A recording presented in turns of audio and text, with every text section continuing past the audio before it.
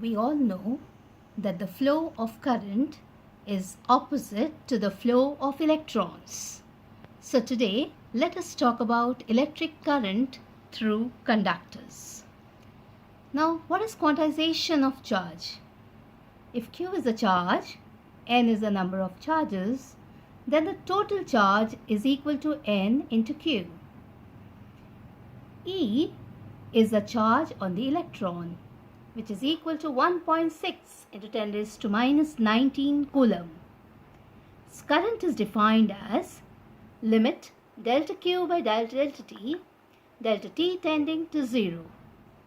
Therefore, we can write current I is equal to Q upon T, that is the rate of flow of charges. Now, if L is the length of the conductor, the number of charges will be more. A is the area of cross section of the conductor, then also the number of charges will be more. The total number of electrons is given as N into A into capital L. Then the charge Q is equal to NALE. So current I is written as Q by T, which is NALE upon T. Now if VD is the drift velocity, T is given as L upon VD, because we know velocity is displacement upon time. So I is written as N into A into E into VD.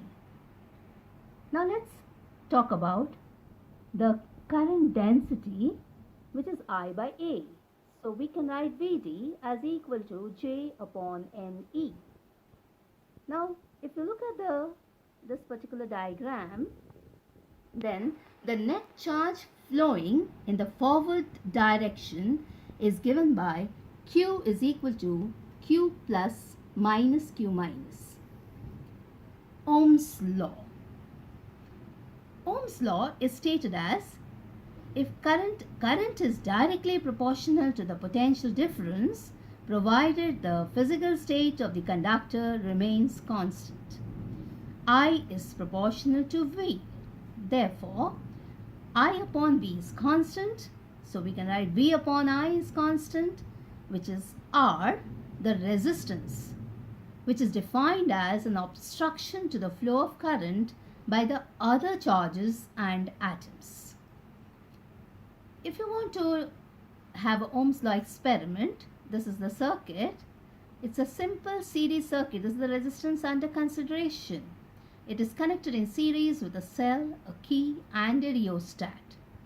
The ammeter is connected in series to measure the current, and the voltmeter is connected in parallel to measure the voltage. Now, if you plot voltage versus current, the current versus voltage, the resistance, if you just calculate it, it comes out to be constant. So, now let us go back to the IV characteristic. What do we see? It's a straight line graph and R is constant. This is to be noted. So what are ohmic substances? They obey Ohm's law, that is I is proportional to V. They have linear IV characteristic. Resistance is constant. Temperature plays an important role in affecting the value of current and resistance.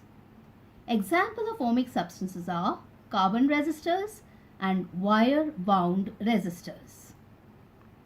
Now if you see the non-ohmic voltage and current, now let us come to this particular graph.